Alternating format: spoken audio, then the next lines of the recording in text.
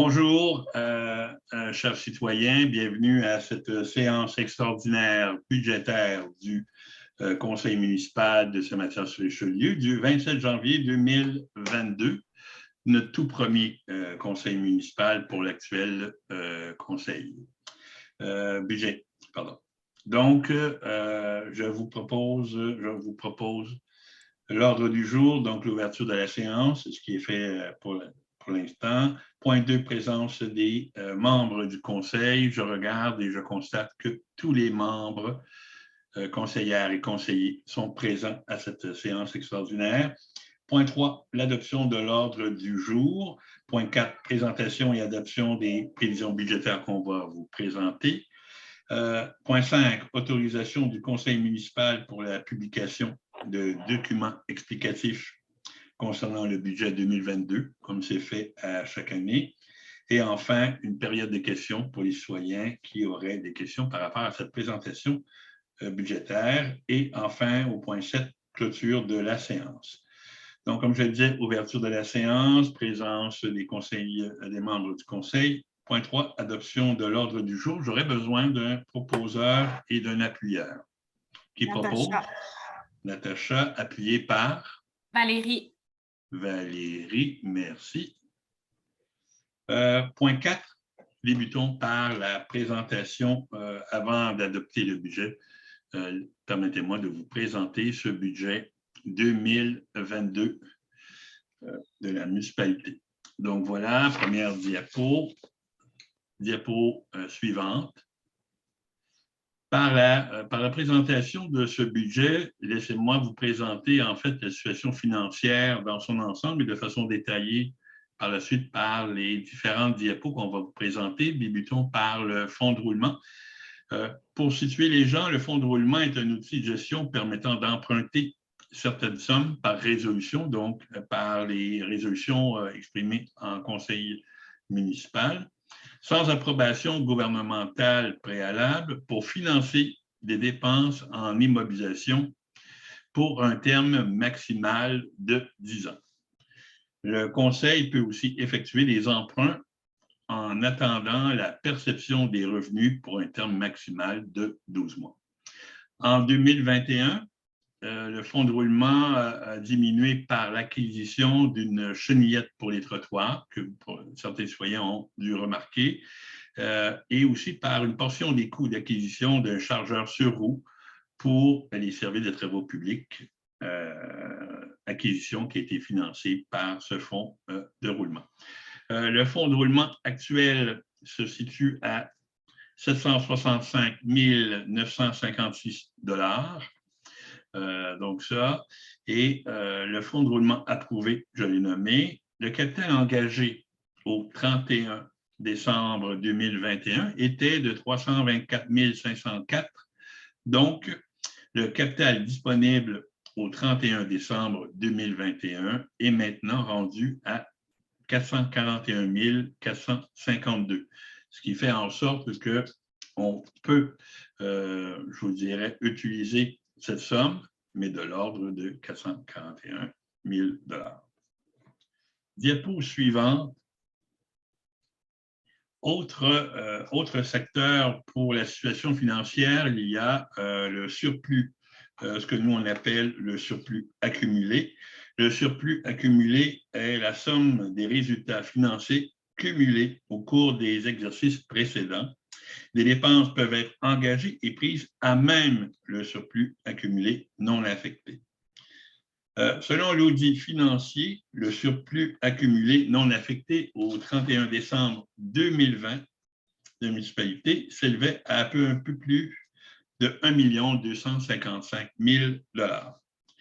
En 2021, c'est-à-dire l'année dernière, plusieurs projets ont été réalisés avec les sommes disponibles au surplus accumulé non affecté, notamment, peut-être certains citoyens l'ont remarqué, la construction d'un abri à sel au garage municipal, l'achat de cylindres pour le service des incendies et l'achat d'un module de jeu pour le parc La Belle Époque, situé dans le noyau villageois, module de jeu qu'on devrait voir d'ici le printemps. Le surplus, donc, est maintenant de l'ordre de 550 000 $, donc une diminution suite à la réalisation, comme je le dis, de ces projets. Il est à noter, par contre, que certaines dépenses financées avec le surplus seront remboursées avec les sommes disponibles sur la fameuse taxe sur l'essence 2019-2023. Donc, voilà pour le détail du surplus accumulé. Diapo suivante. Pour le surplus de l'exercice 2021. Donc, l'exercice financier 2021 devrait, selon toute vraisemblance, ce que l'équipe à l'interne pense, devrait se terminer avec un surplus modéré.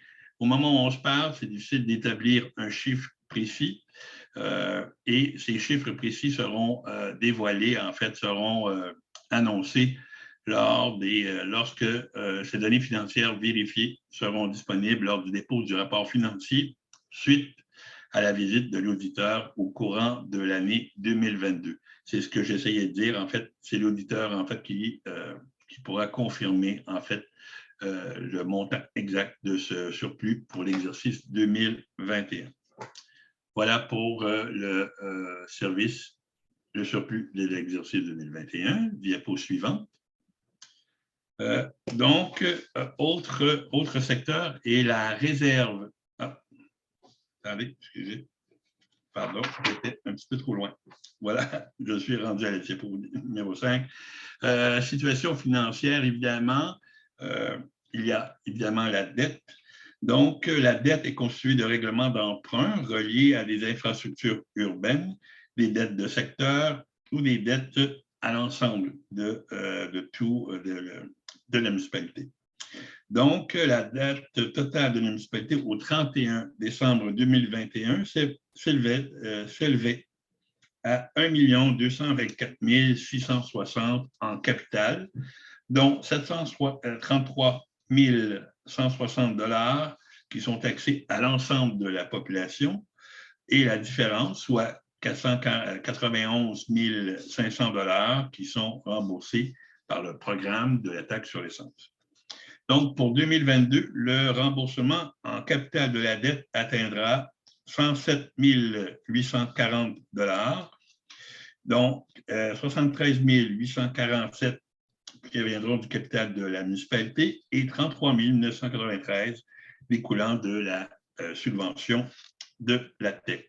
C'est ce qui concerne en fait la dette pour l'ensemble de la municipalité. Donc là, on peut aller en fait à la diapo suivante, qui est pour moi la diapo numéro 6.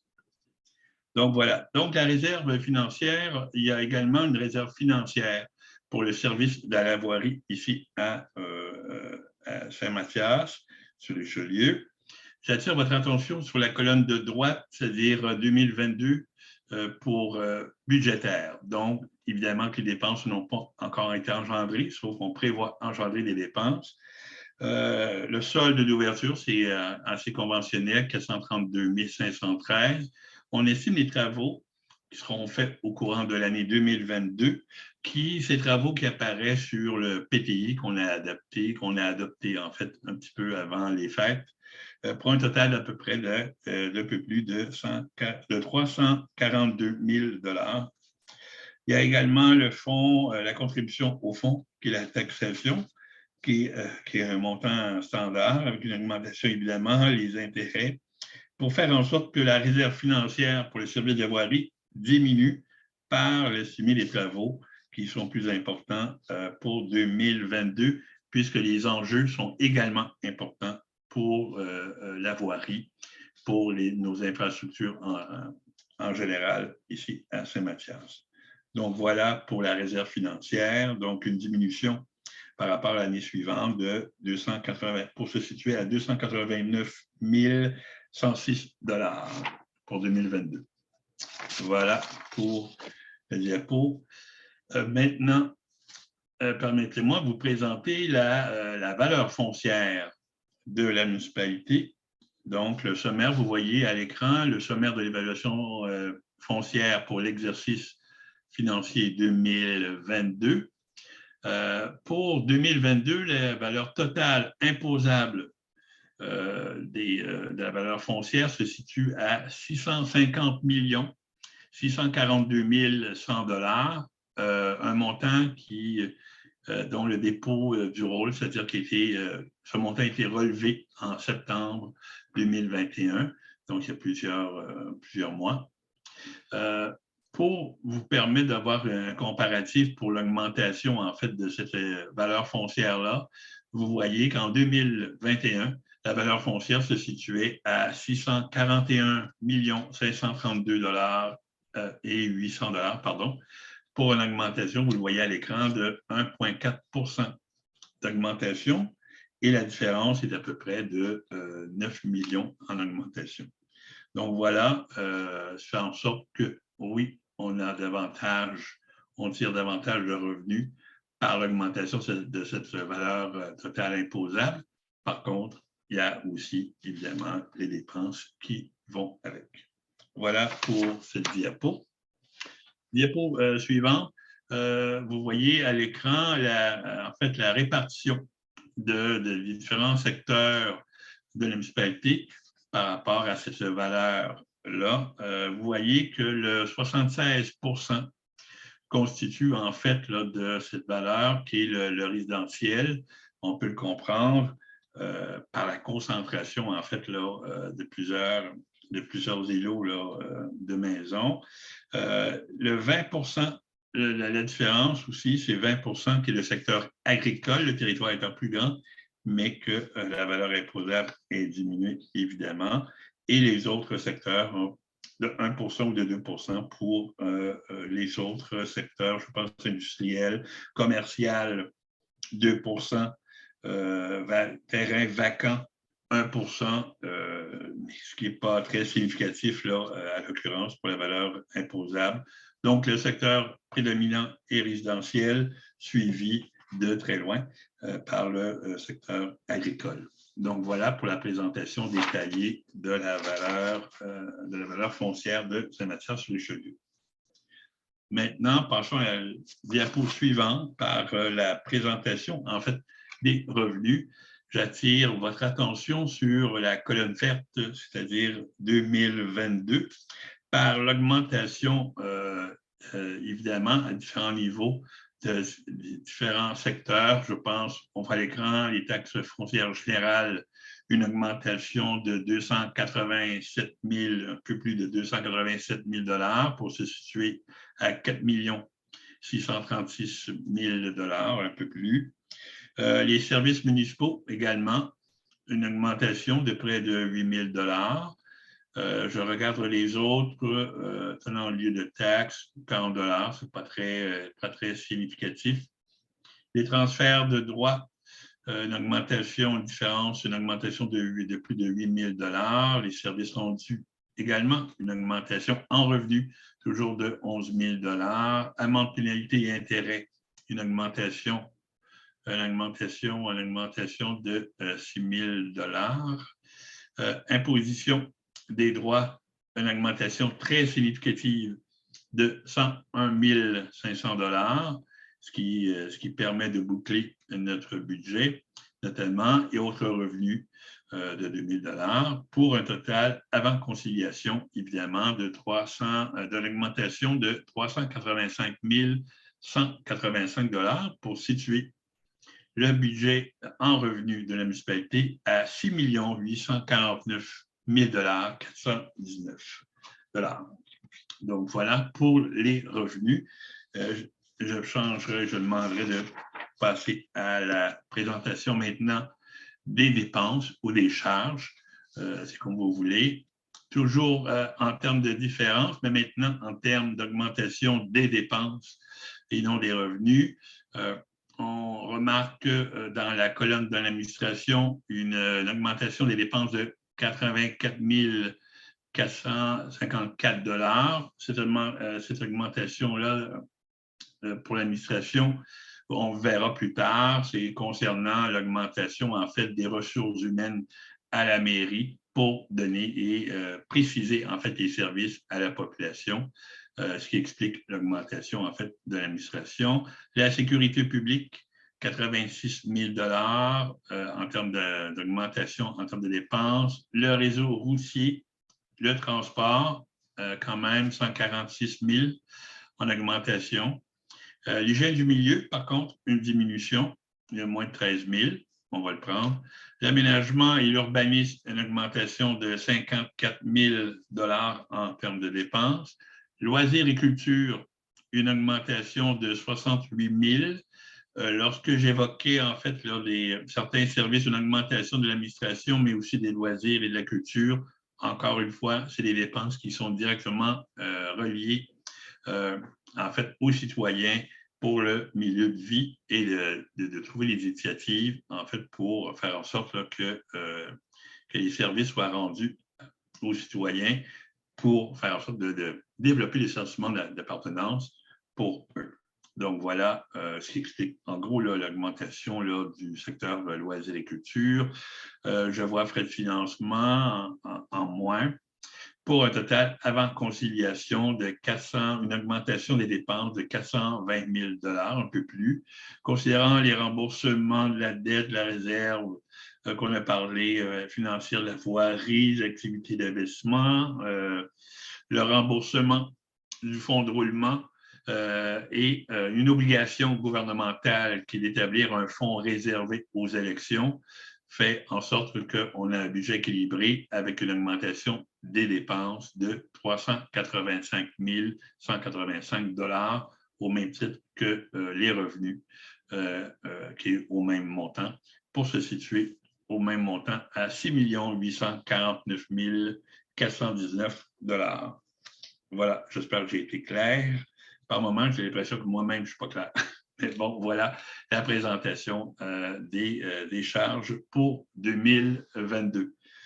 Pour la diapo suivante, maintenant, présentation, en fait, le détail que vous voyez à l'écran est pour vous signifier, vous montrer, en fait, les quotes-parts que la municipalité doit assumer de différents paliers. Vous le voyez, pour l'augmentation de 39 000 de plus de 39 000 pour la gestion de la police, de la régie de police Richelieu-Saint-Laurent. Le transport collectif, une augmentation pas très grande de 7 000 mais une augmentation quand même. Et la MRC, entre autres, qui gère l'écocentre, les ordures, le recyclage et différents secteurs. L'augmentation, il y a plusieurs augmentations, il y a des diminutions aussi, mais il y a des augmentations de la part de la MRC. La CMM, pas très significatif, je dirais pratiquement le statu quo, moins 490 $, ce n'est pas significatif. La régie de l'eau, une augmentation de 3 302 $ et la bibliothèque, une augmentation de 625 $. Donc, les quotes-parts pour la municipalité ont augmenté pour 2022 de 55 444 $ pour se situer à 1 988 138 $. 1 988 138 $. Donc, voilà pour l'augmentation des quotes-parts comparativement à 2021. Voilà, diapo suivant.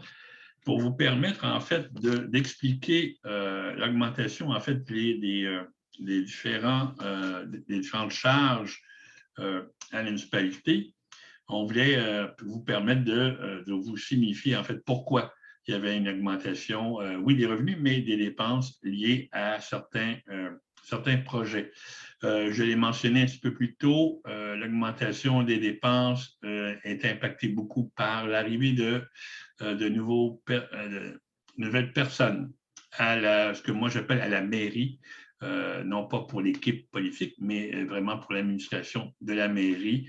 Je pense entre autres, je les nomme comme ça, bon, quelqu'un de loisir, quelqu'un qui va être, on essaie d'avoir un inspecteur adjoint qui va permettre, en fait, qui va appuyer la responsable à l'urbanisme, qui fera en sorte de surveiller et d'appuyer, d'accompagner cette personne-là, cette responsable à l'urbanisme, pour s'assurer, en fait, la conformité des demandes avant les travaux, pendant les travaux et après les travaux.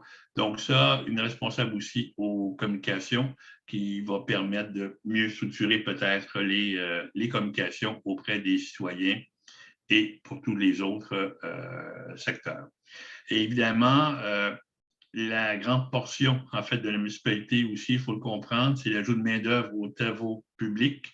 Vous l'avez peut-être sans doute remarqué, les bris fréquents, des besoins de réfection de nos rues qui sont plus fréquents, fait en sorte qu'il y a une pression sur notre personnel des travaux publics, ce qui fait en sorte qu'on doit, pour leur permettre de bien travailler, de vous offrir un bon service, d'augmenter en fait la main-d'œuvre, le nombre de main-d'œuvre. C'est pas ces deux personnes, je pense, mais ces deux personnes qui feront la différence pour notre personnel aux travaux publics, déjà aux travaux publics. Voilà.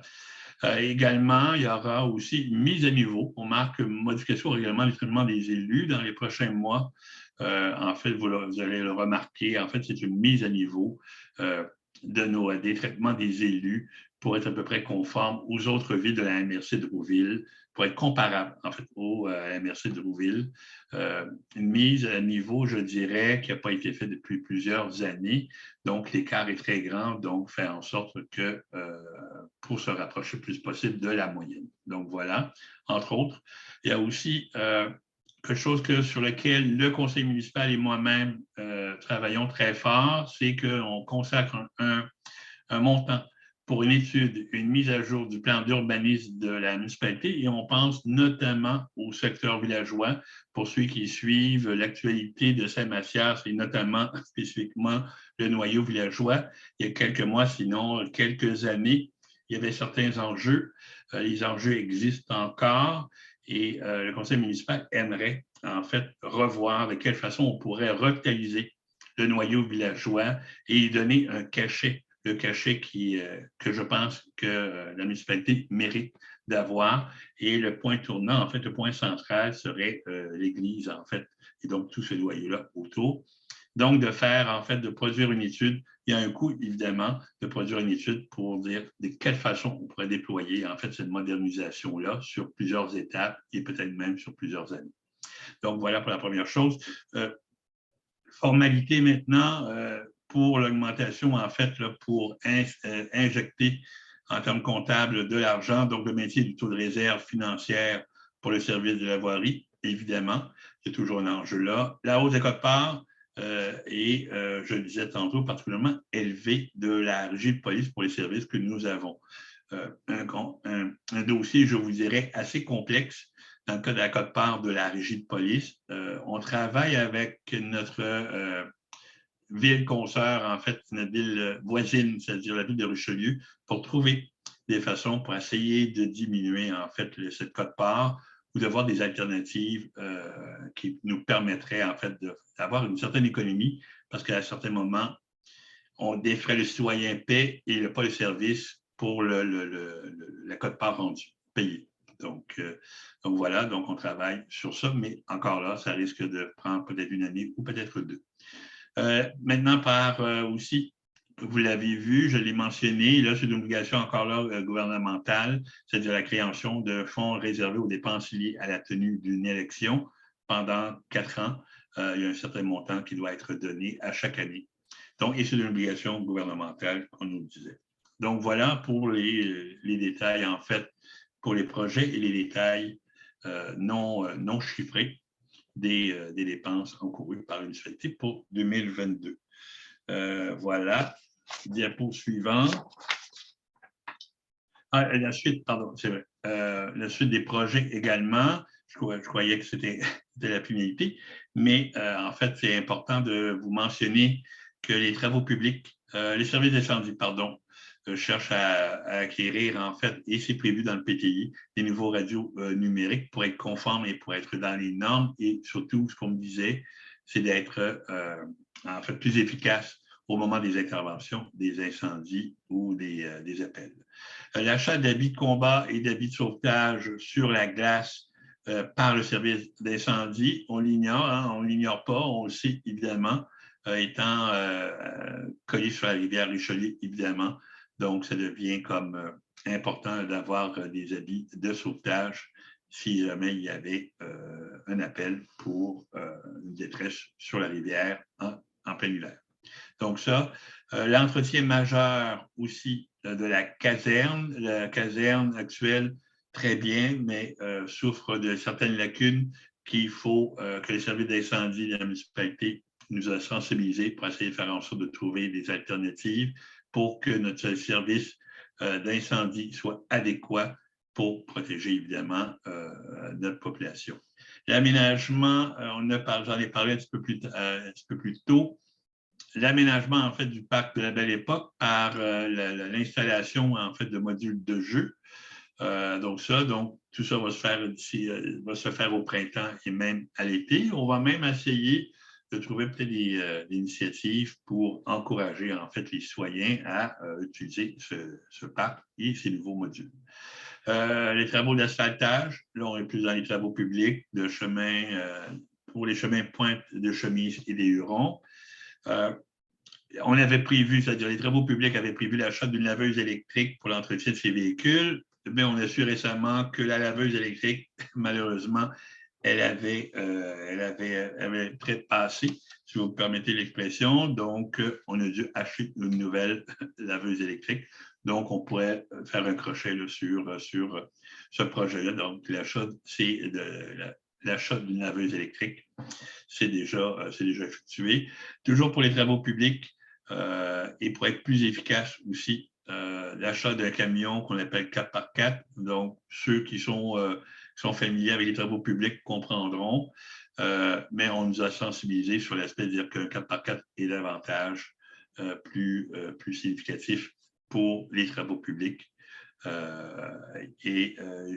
échange d'un camion qu'on avait déjà à benne basculante qui est utilisé et qui peut faire des travaux pour 3 saisons seulement, comparativement à un nouveau camion 4x4 qui, lui, peut être utilisé 4 saisons et où ce qu'on me disait aussi que pratiquement tous les employés pourront utiliser également, plutôt que la benne basculante qui certains employés ne peuvent malheureusement pas utiliser la benne. Enfin, si je ne me trompe pas, la réflexion de la rue Landry qui se poursuit pour cette année, pour 2022. Voilà, je crois que j'ai fait le tour pour les principaux projets de 2022. Donc voilà, diapo suivant. Allons dans le vif du sujet. Donc, avec cette augmentation des revenus versus l'augmentation des dépenses, faire en sorte que le taux de taxation pour 2022 a été fixé à 0,6675 du 100 d'évaluation municipale pour les catégories d'immeubles résidentiels comparativement à 0,6275 pour l'année dernière, c'est-à-dire 2021. Donc, en clair, c'est une augmentation de 4 sous du 100 d'évaluation. Ça, c'est pour les résidences, pour la catégorie d'immeubles résidentiels. Pour la catégorie des résidences, l'immeuble non résidentiel et industriel était également majoré également à 4 sous du 100 d'évaluation. En ce qui concerne le taux pour la catégorie agricole, la hausse a été établie à 0,015 du 100 pour atteindre 0,5450 du 100 d'évaluation. Donc ça, ce qui fait en sorte que concrètement, en pourcentage, le compte de taxes pour 2022, ça sera à la hausse de 4,4 % en moyenne. Donc, on va le voir plus tard, plus loin, certaines résidences seront peut-être un petit peu moins, d'autres peut-être un petit peu plus, mais en moyenne, pour le secteur résidentiel du noyau villageois, pour les résidences, proprement dit, une augmentation d'environ 4,4 %. Voilà. C'est une augmentation importante. Pour nous, en tout cas, comme premier conseil municipal, c'était malheureusement incontournable, c'était une obligation, je vous dirais, pour tout le conseil de faire en sorte de dire oui, l'augmentation sera significative, mais pour nous, c'est un investissement pour faire en sorte que d'offrir pour vous, les citoyens, davantage de services. D'une part, solidifier en fait notre mairie par l'ajout de personnel, mais aussi pour être dans les normes et être plus standard au même titre que d'autres municipalités de la grande rive sud et même ailleurs au Québec, de grandeur comparable. Je vous invite à faire des recherches, peut-être par l'imposition de taxation par pourcentage sur d'autres villes, toutes les villes pratiquement de grandeur moyenne, même les plus grandes, même les plus petites, je vous dirais, toute l'augmentation est assez standard et est assez élevée. Vous le comprenez vous-même, chers citoyens, par l'augmentation des différents prix à la consommation, qui est assez élevée, ceci dit aux alentours de 5 donc ça, notre code-part, vous l'avez vu, répercute évidemment sur nous, sur nos budgets, et ce qui fait en sorte que malheureusement, on doit augmenter par pourcentage, évidemment, là, notre budget, ce qui fait en sorte que nous arrivons à ce pourcentage de 4,4 pour 2022. Voilà, dans les diapos suivantes, pour vous permettre, en fait, le chiffre 4,4 peut paraître un peu abstrait par moment. Je même présume peut-être que le journal de Chambly va le mentionner, va en faire la mention. Donc ça, vous le voyez à l'écran, pour des résidences moyennes de l'ordre, je vous dirais, de 298 000 fait en sorte que c'est une augmentation d'à peu près 100 pour l'année. Donc ça, vous voyez, là, autant pour la campagne, pour une maison moyenne en campagne ou près des services, peut-être des noyaux. La diapo suivante, pour ceux-là que ça peut interpeller, dans le cadre du chemin des Patriotes. Donc, pour l'ensemble, là, on est loin du 4,4 mais on est plus dans l'ordre de grandeur de 3 pour la diapo suivante, c'est-à-dire la 17, on peut voir aussi, comme on l'a détaillé tantôt, dans le cas de taux de base résidentiel, qui était à un niveau, et le taux agricole qui est plus bas, mais qui concerne uniquement les terres agricoles où il n'y a pas de résidence. Les résidences sont taxées d'une façon et le taux agricole est taxé d'une autre façon.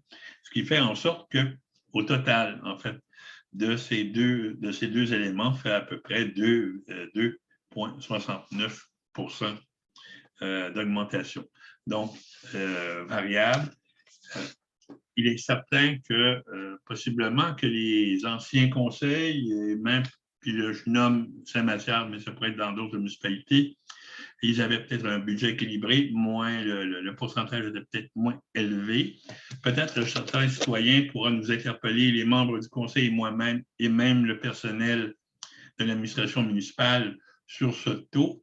Nous le comprenons, je le comprends, il est assez élevé, mais en considérant nos défis, nos enjeux ici à la municipalité qui devenaient incontournables, par contre, le côté plus satisfaisant de la chose, c'est-à-dire que nous ne sommes pas les seuls, c'est-à-dire plusieurs municipalités, comme je le disais tantôt, sont aussi dans l'obligation d'augmenter à peu près dans ces alentours-là, des fois même plus, évidemment. Sachez que c'est un effort pour vous, c'est un effort pour nous également, parce que nous vivons évidemment dans Saint-Mathias, mais tout ça est orienté, n'est pas gratuit. Je le répète, tout ça est orienté pour vous offrir davantage des meilleurs services et à tout point de vue, on pense aux travaux publics, on pense à l'incendie, on pense à l'administration, on pense à l'urbanisme, mais aussi on pense surtout aussi aux loisirs, qui est en fait notre lien direct avec les citoyens, c'est-à-dire vous-même. Donc, voilà pour la présentation. Évidemment, nous sommes ouverts à vos questions. Vous pouvez le faire, je vous l'invite à le faire par courriel, soit le personnel de la municipalité ou bien même les conseillers et moi-même. Vous pouvez trouver nos courriels sur le site web de la municipalité. À tout moment, en tout temps, vous pouvez nous poser la question concernant, si vous voulez avoir des précisions par rapport à ce budget. Notre premier budget, je tiens à le préciser, pour 2022, et j'espère que ça aura été clair. parce que là, je parle beaucoup, j'ai beaucoup de choses à dire. Et c'est ma première fois, donc vous pardonnerez là, si par moment j'étais confus. Mais disons que pour terminer sur la présentation, malgré tout, nous sommes fiers, tous les membres du conseil municipal et moi-même sommes fiers quand même de vous présenter ce budget pour confirmer en fait les efforts qu'on veut mettre pour les services qu'on veut rendre en fait à vous, citoyens et citoyennes. Donc voilà pour la présentation. Toujours dans la même optique, j'aurais besoin d'un proposeur, toujours au point 4, un proposeur pour l'adoption de ces prévisions budgétaires. Qui propose? Pierre-Yves, appuyé par Martin. Hey, Martin. Parfait, merci beaucoup. J'aurais dû lire, évidemment, la justification. Merci d'avoir proposé et appuyé, mais ça me permet de lire, je le fais un peu à l'envers. Pour l'année financière 2022, les revenus anticipés, incluant les fonds affectés au budget et les dépenses prévues pour l'année, s'élèvent à 6 849 419 $. Donc, il est recommandé de procéder à l'adoption, ce qui a été fait. Donc, je répète en plus le montant, qui est le budget total de 6 849 000 $. Merci bien. Point 5, autorisation au conseil municipal pour la publication de documents explicatifs concernant le budget 2022. Donc, tel qu'est dicté par le règlement 957 du Code municipal, la municipalité doit distribuer gratuitement un document explicatif, un peu sur le modèle que je vous ai présenté précédemment, à la population ou faire paraître les informations relatives au budget dans un journal local.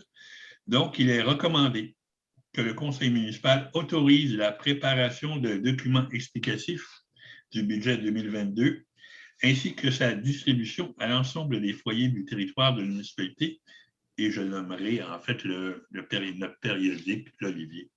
Donc, qui propose la préparation du document explicatif? Karine. Karine, appuyée par? Valérie. Valérie. Merci beaucoup. Ce qui conclut pratiquement notre séance extraordinaire budgétaire. Point 6, période de questions. Je regarde notre directeur général. Avons-nous eu des questions? C'est ça, les citoyennes et les citoyens avaient jusqu'à 17 h aujourd'hui pour nous faire parvenir par courriel leurs questions, étant donné la situation, et on n'a pas reçu de questions du public, M. le maire. Parfait. Donc ça, et je tiens à préciser que vous pouvez quand même nous poser des questions, même si la période de questions est terminée. On vous invite évidemment à poser vos questions ou des précisions. Vous voulez avoir davantage de précisions, vous pouvez le faire par courriel à différents membres, et je le répète aussi à la municipalité pour des précisions par rapport à ce budget. Donc voilà, clôture de la séance extraordinaire. Qui propose? Martin. Martin, merci Martin. Est-ce qu'on a besoin d'un appuyeur? Je ne me rappelle plus. Oui, on a besoin d'un appuyeur, parfait. Ghislain va appuyer. Parfait. Merci, Ghislain. Merci encore de votre attention. J'imagine que sur Internet, ça doit être long un peu là, à écouter. Je vous invite à consulter le périodique L'Olivier, le détail en fait de la présentation du budget 2022. Donc, au plaisir et à la prochaine. Merci bien.